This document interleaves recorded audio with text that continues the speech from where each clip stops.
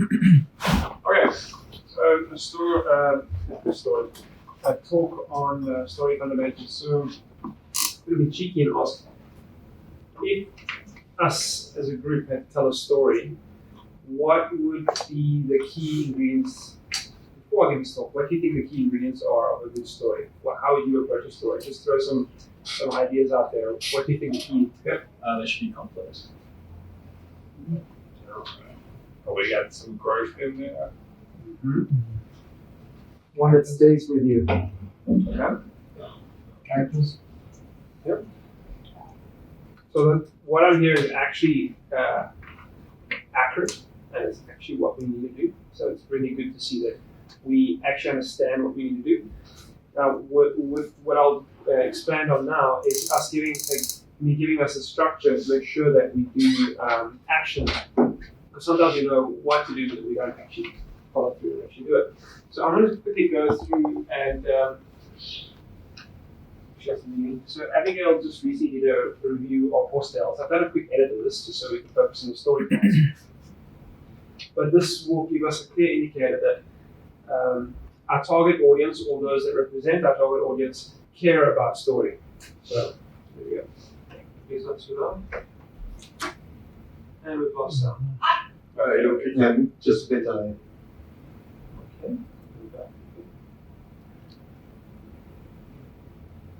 I think I'm just going to jump into it and click start game and see what we have. Oh, hello, a cutscene. Oh, there's a boat. We're on a yacht. Is that our dad? Or is that just a father figure to him? Oh, we're so cute! Apart from the ginger eyebrows. Oh, are we going home? Wow! Interesting. Okay. So I've edited the story. Okay, and we're done the cutscene, I guess. I'm thinking maybe I should have read more about this game. Maybe I'd know what was going on a bit more. Anyway, back to my original point. I'm just hoping that this isn't a run from point A to point B simulator. What are we doing here? Who are we? I have no backstory. Brought a spare tent. You can set it up. If you were sleeping in a tent, how long has my aunt been missing? How old am I? How old is my character? Because I feel like if she's under the age of 18, she shouldn't really just be left with some random guy that I found behind like a bunch of branches. And I don't know what's going on at all. I just feel like there's no backstory, like I don't know who I am. It was just sort of like, oh, person on a boat, and now the person is here to visit my aunt. But like, where was I before? Why are they just giving me a horse? Where is my aunt? How old am I? I only know my name is Abigail Pinehaven and I have ginger eyebrows, but that's about it. But I definitely feel super discombobulated. Like, I do not know what I'm doing here. I do not know who I am.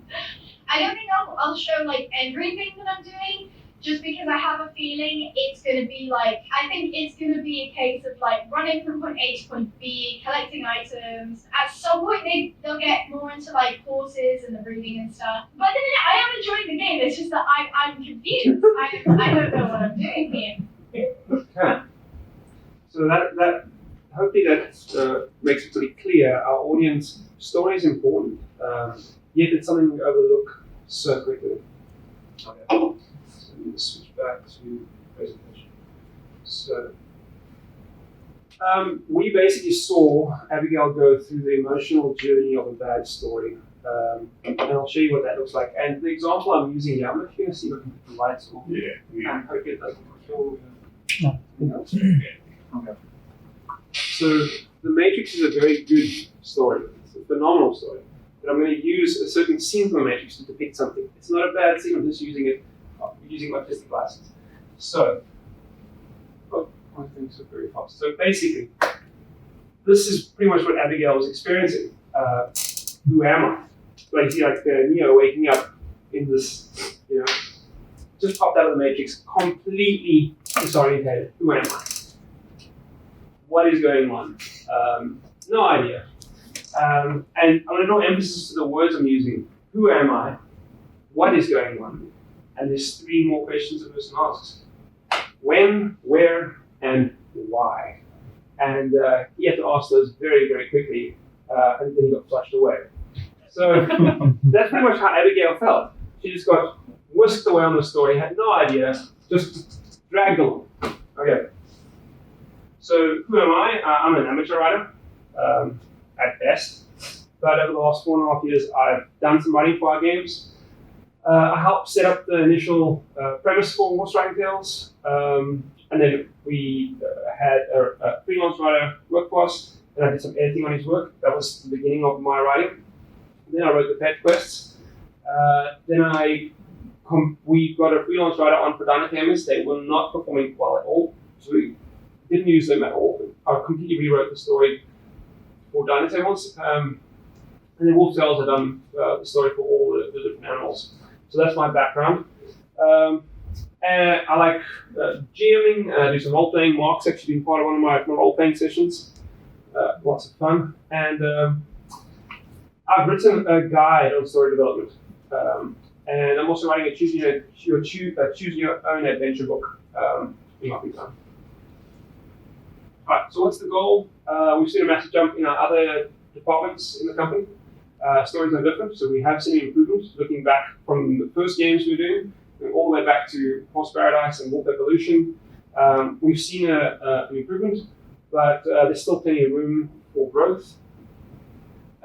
So are you ready to learn story development? So you can see a theme here. I'm using Matrix as a theme, and it's sneaky because I've touched on this in conversations on one-on-one with everyone, but story is very similar to theme. Even our horse games, players play that because it's a horse theme. Theme is super, super strong. And story is very similar to that. So I'm borrowing from the Matrix story to convey a message because you already have an association with those characters. So I can just show you that message you already know on a downloading conventionalism. Right. Why is story important? Story increases early, mid, and late game player retention, so it directly drives revenue. We've also seen it adds meaning to who the character is. So apart from it driving revenue, the retention part, we're keeping the players in the game, and that's by giving them the information they're looking for. And story is an age-old human tradition, it's part of pretty much all cultures across all history. All right, so here's some analytics. Choices, and I'm no analytic master. This is me just stumbling around the internet. But what I found is they make roughly, the last month I checked, they make $1.6 million US a month. Okay, so literally all they're selling is story. So if there's any confusion if story is important, their whole product is story. They're making $1.6 million a month. Then episode, it's their competitor. Last month they're making $2.4 million a month. So we see an improvement on that. Then The Wolf Among Us, it's a narrative-driven game. It was released in 2013, and I think the stats when I checked it was a 2017 release. They made $86 million for that game. The Walking Dead made $40 million in the first year. So clearly they overshot The Wolf Among Us. Yeah, so they basically made half of The Wolf Among Us revenue in 1 year versus Wolf Among Us making that in 4 years. So pretty good. Genshin Impact. I would say it's a pretty good model for us to replicate. Open world game, mobile and PC. They make 120, 172 million a month. Pretty good figure. And I would say that story plays a very big part in their open world. So we should not overlook story. They've invested a lot in story, and we should too. Okay, so here's some reviews. This is randomly grabbed. I basically scrolled through, I used Wolf Tales as a case study. I scrolled through the reviews, and as far as I scroll, because you can't just see all the reviews in one go. As far as you scroll, it's as far as you can do a keyword search. So I scrolled for a little bit, but barely scraped the surface of our reviews. And I just typed in the word story, and I think after very minimal scrolling, I scrolled for very lazily. I got 97 hits, and this is the kind of stuff we're getting. So This is an amazing game with great graphics. Love the storyline. So I want to show you 5-star reviews, and then I'll show you what I'm going to do with that afterwards. Once again, 5-star review. I find this game actually very enjoyable. There is enough things to do so you don't get bored, and their storyline is great. Similar one game with a storyline. So they're just celebrating that there is a storyline, and they're using very minimal words to articulate what they like about the game. But amongst those words, they're choosing to talk about the story. This one is just very happy that it's just a storyline to go along with it. Amazing game, love the story. Once again, interesting story. Wonderful story. So here we start seeing the ratings drop, but they still will celebrate the story as well. We're dropping down to 3 stars. Absolutely another game. Love the story. I left out why they gave it 3 stars, but they're still celebrating story. Drop down to 1 star. I don't like this game very much, but they celebrate. This is quite a critical person, and they're celebrating our graphics and our storyline. Of all the things they chose, it's quite a critical person. Same thing here, 1 star, and storyline and graphics are great. Right, so what is story? It's, some of you have heard me use this analogy, it's like salt. You might not realize you need it in a meal, but once you add it, you'll know the difference. And comparison is like making a meal using a recipe versus making a meal where you just slap things together from the fridge. Those require more or less the same amount of effort, the ones that taste better. So don't view writing a story or creating a story as more work. It's just using a structure, using a template. Okay, where to use story? We should use story on pretty much throughout the game. Obviously, plot, our characters is super important. Our world, what's the backstory of the world, our props in the world, and our quests. And it basically adds context, it adds theme, it adds intrigue, but it also adds meaning to the player's actions and captivates your audience. When to use it? Pretty much from the beginning. And I also like to use the analogy. It helps to know what you like before you go looking for it. So if you go look for a meal, it helps to know what meal you like. Same thing when you go look for a movie or a partner in life or a book or a game. Know what you like beforehand, and that's what structure is going to give us. It's going to help us with that. And sometimes it seems strange when we kind of create this whole profile for a character for game text. But just you think of it as a lens. So when you write what that character is going to say, it's going to slightly alter and tint what they have to say. So it's pretty much a lens. The structure is going to impact, not only give it foundation, but it's going to impact your writing in a subtle way that each character is going to have a unique angle, a unique way they're going to speak, and a unique expression, and how they react to certain things. It's going to be unique because we're going to get through that lens. Okay, so you're getting to the meat of it. Is everything okay? You're mumbling. I can't mumble. Template A. So there's many ways of doing story with many templates. A lot of the stuff is from the narrative guide that I've written. So template A covers 3 things, but with a 4th, which is the glue. So you got your plot, your character, and setting. So very similar. We heard some of those ones. We heard character come up and obstacle, the challenge. So plot, character, and settings. If you can answer and address those 3 things, and then you tie them together with the glue of an obstacle, a challenge, then you actually have a story. You can actually tell a story. If you don't have those things, sometimes if I listen to a young kid tell a story and they're just excited about telling a story because they get told stories at school, but they don't understand the structure of a story. I'll use like my beautiful daughter. She actually told a pretty good story last night, but sometimes they'll just whip something together and it doesn't have structure and it's missing some of the stuff. It's maybe missing setting, or maybe it's missing a plot. Most of the time it's plot. And it has great characters and it has a setting. There's a mouse that's in the kitchen. And then they get the obstacle right as well. I would say they missed the plot most of the time. And I think everyone understands what I'm talking about here. Obstacle is basically what makes the story interesting. You get to see how the characters react under under a challenge. Challenges are usually the thing that brings out the defining qualities of a character. So most of us can sit around and stand in the elevator, you wouldn't even know our personality difference. The elevator gets stuck. You see someone that's anxious or claustrophobic. You see all those elements that are coming up. Obstacle. Okay, so that's template A. Template B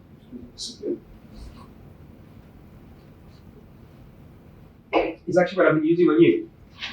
Who, what, when, where, and why. So if you go back, all my bullet points so far have been structured this way. It's actually a good teaching method too. So who is very similar to character. What is kind of your obstacle. When and where is kind of your setting.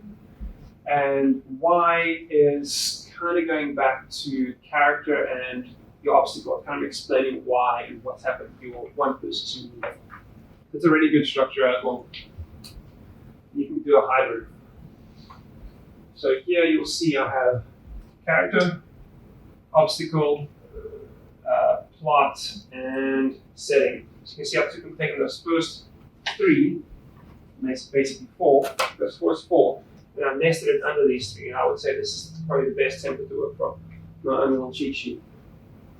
Got some extra stuff in there. So with character, it helps to have traits. So define your characters. Have a profile for all your characters, even your secondary characters. It takes very little effort to create an NPC.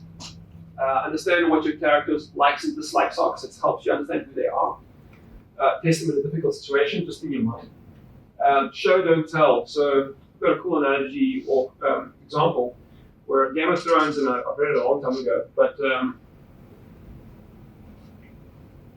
it's kind of, it leads up to setup and payoff as well. So show, don't tell, I'll actually use a different analogy for that. Show, don't tell is you don't say a character's sad. You know, Susie looked sad. A better way of doing that is describing Susie's actions, and then you realize Susie's sad. It's very boring when you spell things out to an audience. So show, don't tell. And use intriguing dialogue, so don't be predictable. So basically, we should avoid our text being quest instructions. So, hello, get me X. When they bring you X, thank you for bringing me X. Now go get Y. So it's basically quest instructions with an avatar. That's, I would say, is not good game dialogue. We can deliver that with far more flavor and far less predictable. So the players, while they're reading it, they entertain. So we've squeezed in an obstacle. We know what that is. We know what the plot is. Personal topic. It helps sometimes when writing to try to work something in that's personal to you. So you might not realize it, but in Monsters Inc., Sully with I think it's Boo, their relationship, you can relate to it. You're not sure why, but the guy who wrote it, he wrote something in there where he just became a dad, and he learned how to become a dad. And Sully from Monsters Inc. in the movie was learning how to be a father figure. So he worked in a personal topic there. Up, the movie Up, the guy was writing Up and working on the storyboards. His dad was in the hospital because he died. And he worked in a personal message into that. Okay, so if it might seem too deep to say a personal topic, but write from what you know, because you'll actually be better writing that way. Set up and payoff. That actually forces audience participation. So it's similar to show, don't tell. And it's quite an easy trick. So you basically, you highlight something in your story, and then later on you're going to say something by referencing back to that, but you're not going to call that thing out by name. You're going to reference it. So I'll use the Game of Thrones example. There's these guys in the beginning of the book. It's not a spoiler, it's right at the beginning of the book. And one of them, they describe the guy's fingers are, some of his fingers are missing from frostbite. They get into a battle, but the battle they don't tell you how the battle ends. And later on, shortly after the next page or a few pages later, they find some bodies, and it's done quite well where it's not so on the nose. You're like, okay, I wonder if you, as the audience, you participating, you're trying to figure out the clues, the mystery. And you're wondering what's going on, and eventually one of the bodies they turn over is a guy missing some fingers. Now you know it's that guy. Instead of being so, the term used in writing quite often is on the nose. So you can highlight something, deliver some narrative by referring back to that thing, and you've kind of forced your audience to participate. If you're same thing with a good story, you don't want your there's a certain way where you don't want your audience to figure out what's happening too early in the movie because they're not trying to unravel the mystery. A bad series or movie, normally you know exactly who the bad person is and how it's going to end. It's super predictable. It's boring. And the audience is not participating. They're not trying to unravel it. Stay on theme. You saw on Horse Tales, they were actually, you said there, hopefully later on they will get into the story, horse content. It's a horse game. You've watched the review, they were building bridges, they were doing all kinds of things, not horse related. So you've got to be careful of that one. Stay on mystery. Add a bit of mystery. It's not hard. It doesn't have to be a full-on detective story, but add a bit of intrigue. Maybe something that you can learn about the town you're in. Maybe something that they may be hiding, or you sense something about a certain character. Maybe a character's got a love interest, but they're hiding it, or maybe they're sick and they're not showing it. That kind of thing. When is the time period? Quite easy. Where is the setting? And then why? You want to see character development. So basically, you want to see your characters grow. A good example of character development. Look at Toy Story is Woody. He wants to be the favorite toy, but by the end of the movie, he is risking himself, risking what he has to save Buzz. So that's growth. It's character development. Same thing with Sully. Sully's from Monster Inc. is a great example where he wants to be the best steerer. This little ball comes in and it's going to ruin his plans. He's not going to hit the targets he wanted. So he's trying to conceal her, so not to save her, he's trying to conceal her for his own benefit because it's going to mess up his plans. But later on, we see that shift where now he's risking his career to protect her and save her. And Pixar did such a good job where it ended on a happy note where, yes, he did risk his career, but by doing that, they eventually heard her laugh, and that ended up being even a richer energy source than the crime. So they did a really good job of that. Wants versus needs, that's exactly what this is described now. What Sully wanted, he wanted to be the best steerer. What he needed to do was sacrifice that for the young girl, but he ended up getting what he wanted anyways. And the moral, most stories have a moral in it. It's kind of like the movie Cars. It's not all about winning. Teach that to a kid. It's a good moral. It doesn't have to, you're not there to teach a lesson to people, but if you read one in, people walk out there and be feeling like they've been gifted something. They've grown with you. Okay, so this is another template, but this some users actually write a story similar to our first template A, template B, and hybrid, but sometimes it's referred to a story spine. It's called the beats. So basically, you ask yourself these questions. If you can answer those, you've got a story. So once upon a time, you're introducing the characters. Every day, so you're basically explaining what the world is before the obstacle happens, the event happens. Until one day, that's the obstacle, that's the event, that's the challenge. And because of that, that's the journey they're going on, that's the growth, that's the character development. And then until finally, that's when they overcome the challenge. And ever since is what their life looks like after that. The moral, I've touched on that already.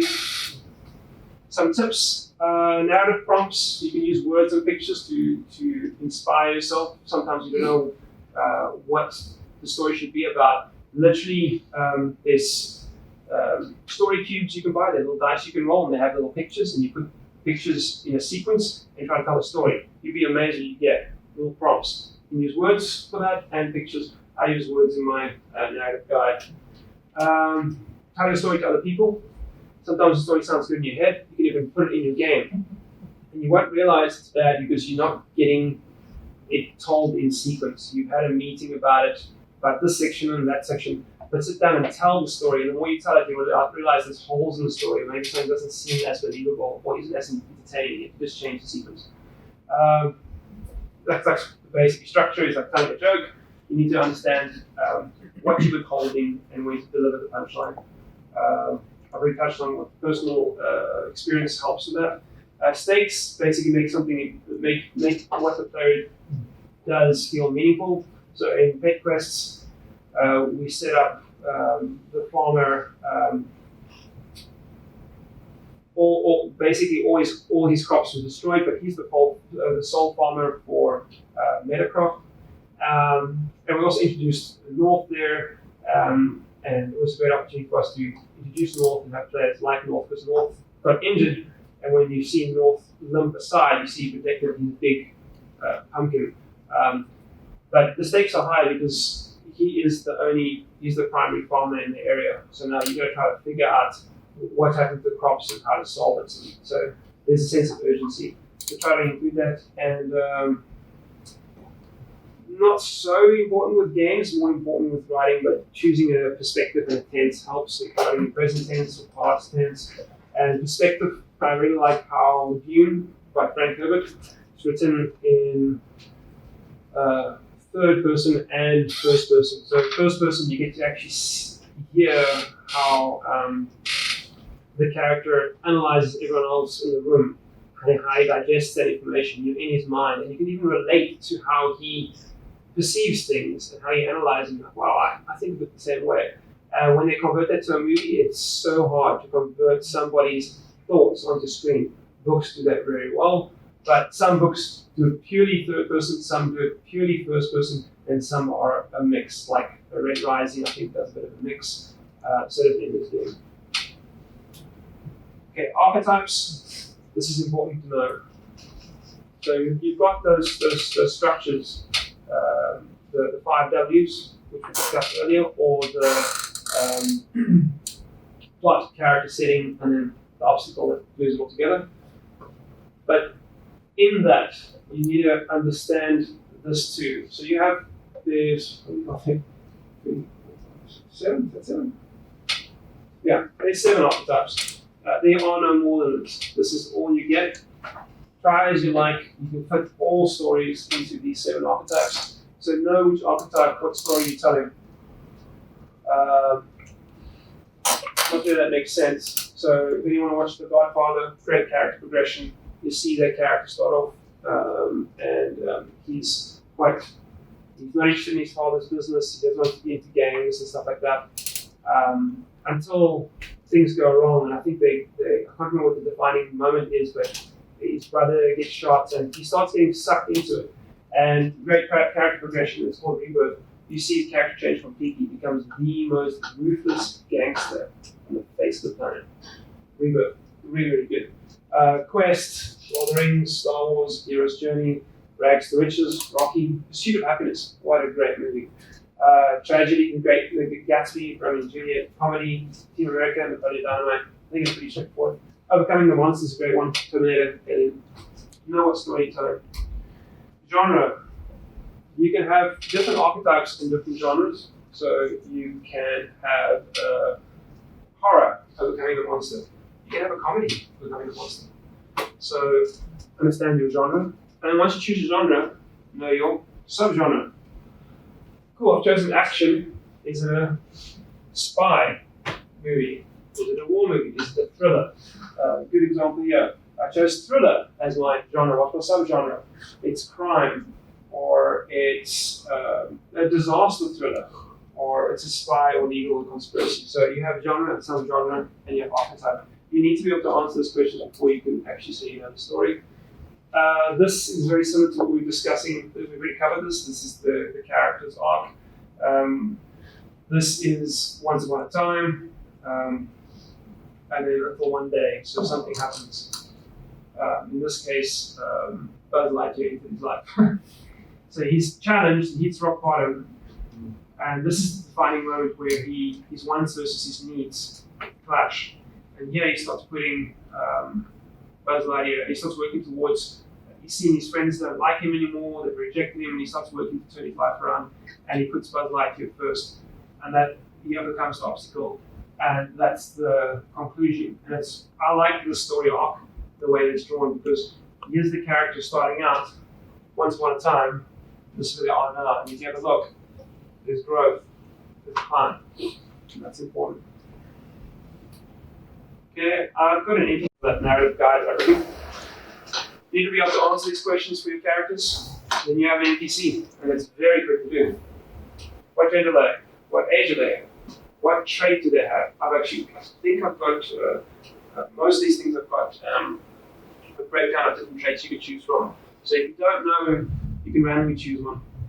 I've got a random generator for occupation, trait, relationship. You just need to sort of choose what's the relationship with the character. They can be completely just a townsperson, or maybe they went to the same school when they were younger. This I've got a generator for, so their personality, or they're a thrill seeker. Secret, they maybe have a crush. Something like secret, you don't have to answer that, but it's so quick to do that. So maybe you won't even get around to introducing that NPC secret.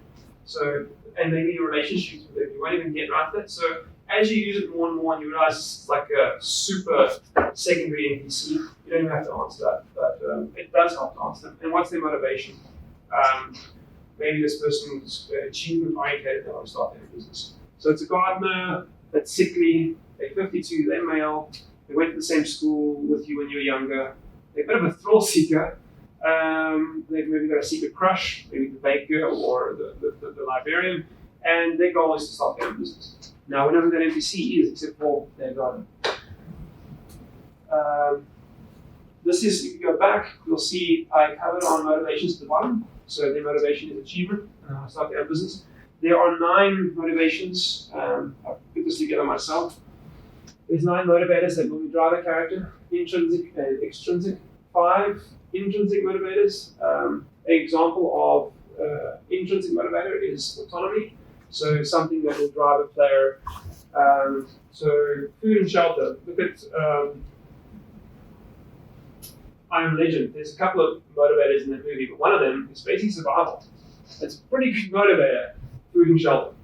So there's 5 different motivators. I haven't listed them all here.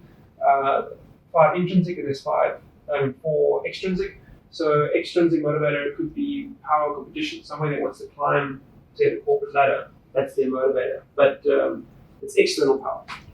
So if you can answer, give your character one motivator, what defines them, it really adds meaning to them.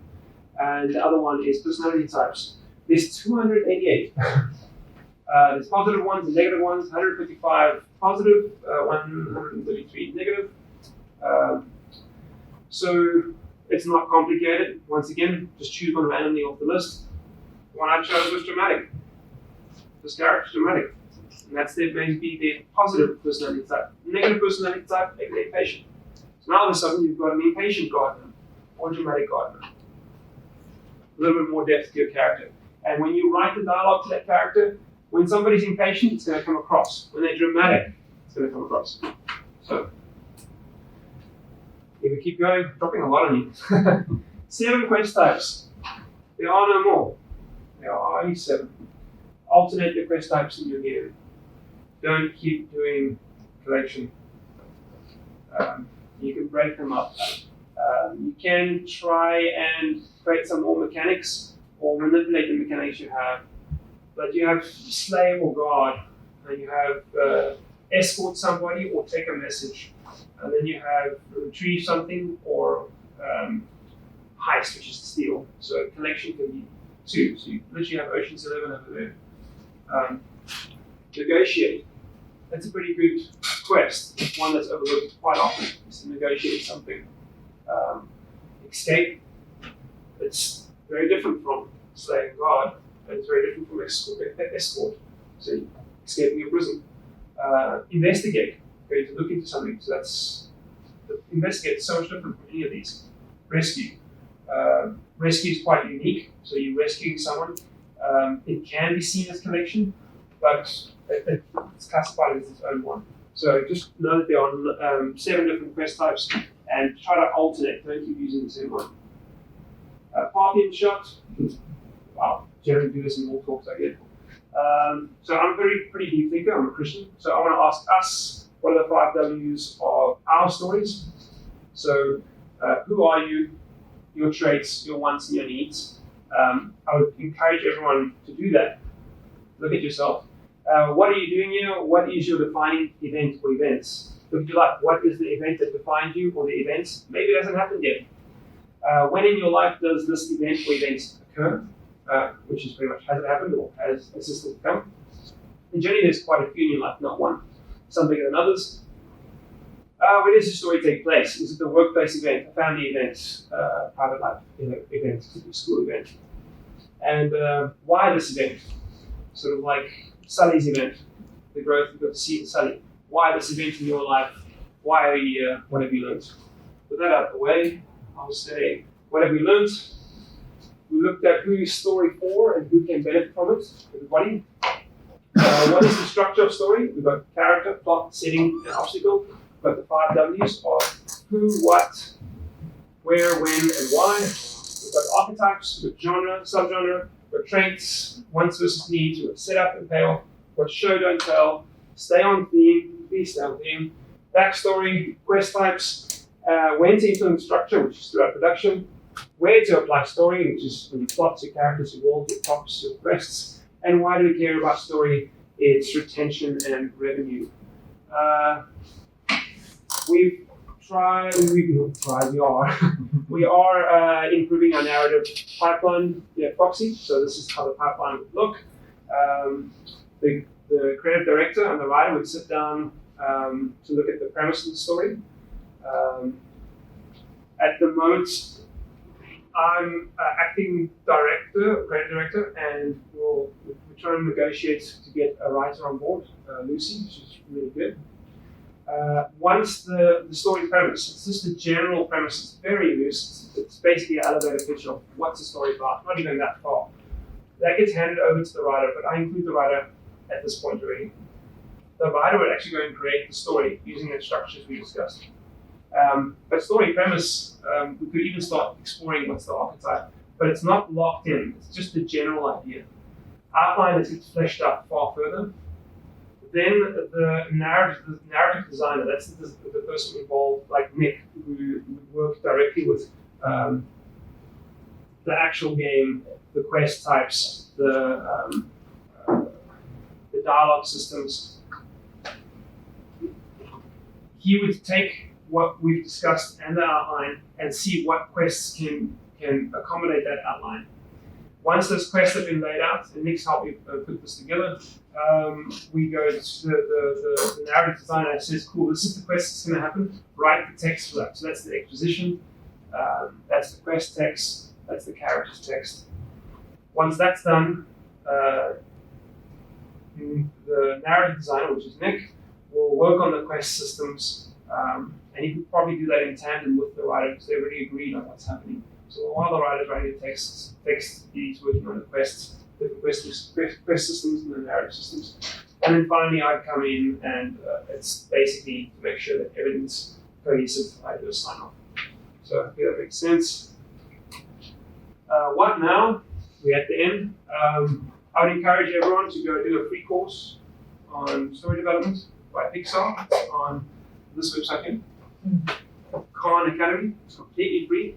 Very good. And you'll see top industry people acting very silly in front of the camera because they're just humble that way. The course you can buy is one by Chuck Williams. I really appreciate that. It elaborates a bit more on the free course. It's done by us on the Aaron Blazer's website. He's a previous animator for Disney. It's a website called Feature Art Teacher. Another free course is from Brandon Sanderson. He wrote Mistborn. That's on writing science fiction and fantasy. It's completely free. It's on YouTube. Extremely good. And then lastly, you can go buy the book by Stephen King on writing, a memoir of the craft.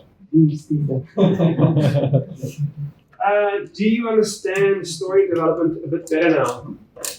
Yes. Yeah. Good. Show me. Thank you very much.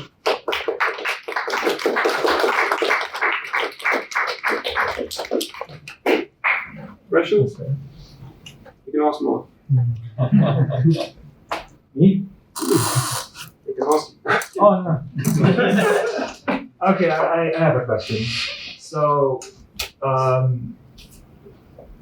one of the key components of a good storyline, as you mentioned, is characters, right? And then we have NPCs sprinkled across the world. And I also understand that due to limitations, the NPCs are the same models as the character the player is playing. So is there like a workaround of making those NPCs interesting because they like look the same? Is there like a workaround? I would say we've actually been very fortunate. Lego used this model, so it's kind of like we've been able to get away with it. Where if you use the same character, face, body, but you change the outfit, you change the hair, they look extremely different. We've seen how different our characters look once you just change their aesthetics. So if they've got the same cheekbones, same eyes, same mouth, because it's a stylized character, it's not as noticeable. So if you put a beard, a pink beard, and a funny hat, and a pipe, and a weird jacket, and the characters look completely different. But idealistically, it would be great to see us expand more on our characters. We have expanded more on our, saying in our more recent game of Question, we've expanded more on the horse, expanded more on the world. The next thing in our art conversation was characters. The next thing we want to expand. We've done a massive job on the outfits. It's just choosing our battles. It is something that we should do there. But if you change and you give the character completely different accessories, they do come across differently. Like they really do. I'm quite happy with that. But it's also the way they interact, right? The things they say and their personality when you talk to them. That can help differentiate them on being extrovert or extrovert or happy or sad or whatever. Exactly. Yeah. And even if we find we want that character to stand out more, HRT, we've got Sandy, uses the same character model, we've just slightly modified the textures, we're giving her her own unique outfit that no one else has in the game. Cool. Done. She stands out. Unique. Same model. Yeah. No questions. I've got a small one. Back with the archetypes, there was comedy, but there was also a comedy genre. I was just wondering what the difference between those two is. You can use a archetype as your main archetype, sorry, there's that.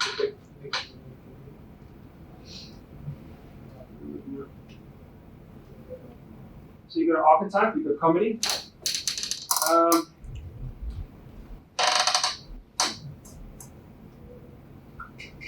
This list over here, I can't remember what the book's called, but it's something about a black cat. It's an old book. The guy broke down all stories into 9 categories. That's where I got that from. This list here is something I've put together myself. It's not rocket science, but I basically had to try to look at what different genres you have. And sometimes in story development, when people talk about the beats of the story or what is the plot of the story, there's overlap. So you wouldn't choose a comedy archetype and a comedy genre. You could, but you're not getting much depth there. This is probably reserved for if you're, let's just say we chose Overcoming the Monster, which is like a Terminator movie or Alien vs. Predator kind of movie or Aliens, but you choose your genre as comedy. Now all of a sudden comedy is useful. So now you can tell a story you probably would not have thought of telling. If you don't want to tell that story, maybe you shouldn't tell a story, but you could. You could literally have a story of Overcoming the Monster or Rags to Riches, a Rocky movie that's funny. Like a totally goofy, there's that movie Kung Pao.